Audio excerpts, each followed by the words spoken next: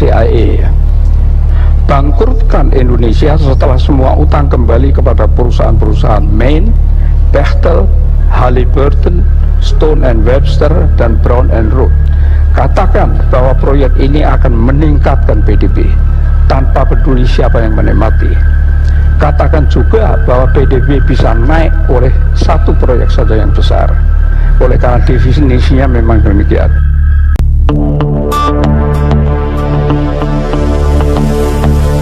Sekarang, mari kita lihat apa solusi Menkeu untuk menyelesaikan utang. Kita dengar dulu apa yang dikatakan oleh Bu Menkeu untuk kemudian kita analisis bersama. Dan setiap kali ada utang jatuh tempo kita selalu bisa bayar melalui apa yang disebut revolving. Dan kalau semakin kecil berarti exposure-nya makin kecil. Makanya debt to GDP ratio walaupun undang-undang membolehkan sampai 60, Kementerian Keuangan itu membuat rule sendiri jauh di bawah, yaitu separuhnya, tidak boleh ngelebihin 30%. Kedua, kita harus ngumpulin pajak, bener, tapi tidak untuk bayar utang saja, tapi untuk menyelesaikan, untuk membuat ekonomi kita makin baik fasilitasnya, sehingga ekonomi makin maju, GDP-nya makin gede, utangnya relatif makin kecil. Kita bisa ngumpulin pajak untuk bayar utang juga. Ketiga, ya kita awasi belanja negara. Kalau kita membelanjakan 2.200 triliun, tapi dia tidak menjadi apa-apa, apakah itu sekolah, kesehatan, apakah itu infrastruktur, apakah itu untuk kemiskinan, kita harus sebagai netizen, saya kepengen, ya netizen itu, mari sama-sama saya, kita melototin 2.200 itu, kita cari itu di mana dia. Katanya kan mereka well connected. Sesuai judul wawancara, begitulah rencana strategis pemerintah untuk bayar utang. Semua yang dikatakan Bu Menkeu itu betul, sesuai teori-teori yang diajarkan oleh Nekolin. Jadi, kalau ini ujian kuliah, nilainya excellent, highest distinction. Bahasa Yunaninya summa cum laude. Untuk materi kuliah, ajaran Nekolin. Tapi, kecerdasan itu bukan tahu segala hal tanpa mempertanyakan, melainkan justru mempertanyakan segala hal yang kita pikir kita tahu. Doktrin pendidikan global ini hanya mencetak sarjana, termasuk para dokter, profesor, pakar yang hampir semuanya cuma pinter textbook, sesuai teori yang diajarkan oleh otoritas global. Gak ada yang mempertanyakan sistem untuk mencari kebenaran. You want answers! I want the truth! You can't handle the truth! Sekarang kita gali kebenaran atau ketidakbenaran solusi pembayaran utang yang disampaikan oleh Bu Menkeu tadi. Pertama, bahwa utang kita itu masih aman. Ini aman buat siapa? Aman buat rakyat atau aman buat para elit asing, si memberi utang? Soalnya tadi disebut aman karena selalu bisa bayar utang saat jatuh tempo. Itu adalah idaman elit global. Bagi mereka, paling ideal kalau ada pejabat di pemerintahan yang bisa memastikan bayar utang tepat waktu. Kemudian disebut soal revolving. Ada banyak model revolving credit facility.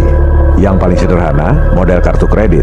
Dikasih plafon utang, bisa ditarik atau digunakan kapan aja, selama nggak mentok plafon.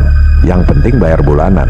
Nah, kalau fasilitas seperti ini digunakan buat bayar utang, namanya gali lubang tutup lubang. Atau model lain lagi dari revolving credit. Misalnya, rakyat dikasih kredit 100 juta rupiah. Tiap bulan cuma bayar bunganya doang. Katakan sejuta.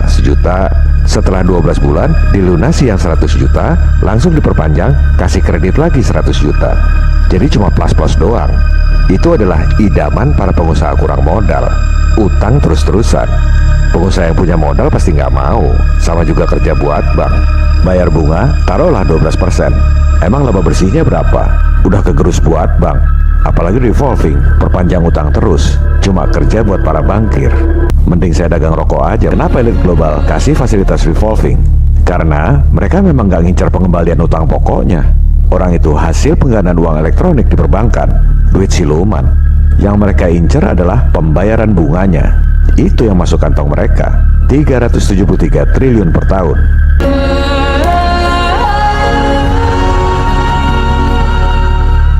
Kemudian, aman karena rasio GDP atau PDB. Nah, ini sesuai dengan judul episode kita. Itulah alasan yang diajarkan oleh Nekolin lewat teori-teori di sekolah.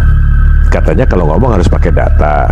Oke, sekarang kita, rakyat jelata, tukang beca dan tukang sayur, kasih bukti data yang tak terbantahkan bahwa rasio GDP adalah alasan palsu supaya kita utang terus. Kita lihat data publik. GDP per kapita Indonesia $4.135. Artinya apa? Kita kurskan dulu. Asumsi 14.200 sama dengan 58,7 juta rupiah per tahun. Kita bagi 12. Jadi, berdasarkan data resmi, pendapatan penduduk di Indonesia itu rata-rata 4,8 juta rupiah per penduduk per bulan. Tapi kan di rumah itu nggak semua orang kerja. Taruhlah yang kerja suami, punya 2 istri dan 1 anak. Kebalik, punya 1 istri dan 2 anak. Berarti dianggap pendapatannya 19,5 juta rupiah per bulan per keluarga. Coba lihat saudara-saudara kita di Papua. Apa pendapatannya 19,5 juta rupiah per bulan per keluarga? Atau saudara-saudara kita di NTT, apakah pendapatannya 19,5 juta rupiah per bulan per keluarga?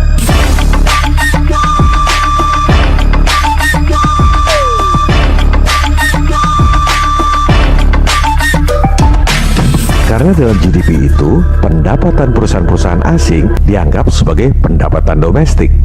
Jadi kelihatannya bagus, padahal yang nikmati bukan orang Indonesia. Inilah akal-akalannya Colin. Contohnya ya perusahaan-perusahaan asing seperti Freeport itu. Tahun 1967, alasannya untuk meningkatkan GDP. Memang benar GDP naik, tapi itu indikator palsu, karena yang nikmati ya dia-dia lagi. GDP seolah-olah tinggi, padahal rakyatnya tetap miskin. Apakah bangsa kita bodoh? Apakah kita tidak mempunyai elit yang bisa berpikir? Ataukah bagaimana sebetulnya?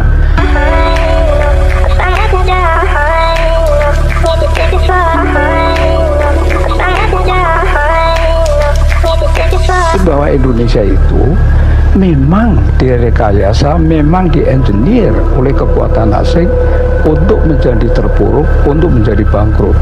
Sejak tahun 1967, bulan November 1967 diadakan konferensi di Jenewa, diprakarsai dan dibiayai oleh Time Life Corporation.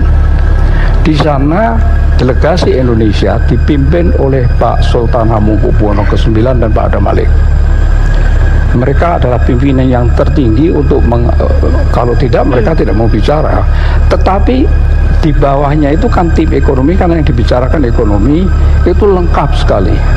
Wijoyo, Didi Sastro, Muhammad Sabtli, Subroto, Emerson, semuanya lengkap dan sudah menteri semua. Tetapi counterpartnya tidak ada menterinya.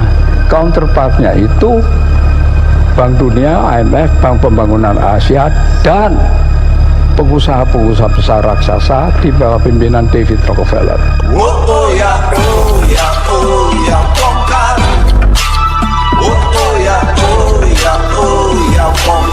Peran CIA. CIA mempunyai salah satu pemimpin wanita yang namanya, atau eksekutif wanita yang namanya Claudia Martin. Claudia Martin memberi perintah kepada John Perkins, seorang pegawai dari perusahaan swasta di Portland yang namanya perusahaan itu Main, MIN. Tapi itu cuma kedok. Dia adalah agen CIA yang diperintah oleh Claudia Martin untuk pergi ke Indonesia dan menciptakan proyek sangat besar dengan pembiayaan dengan utang. Berikan justification atau pembenaran bahwa proyek itu sangat penting. Kalkulasikan untung yang sebesar-besarnya, bangkrutkan Indonesia setelah semua utang kembali kepada perusahaan-perusahaan Main, Bechtel, Halliburton, Stone and Webster, dan Brown and Root. Katakan bahwa proyek ini akan meningkatkan PDB tanpa peduli siapa yang menikmati. Katakan juga bahwa PDB bisa naik oleh satu proyek saja yang besar. Oleh karena definisinya memang demikian.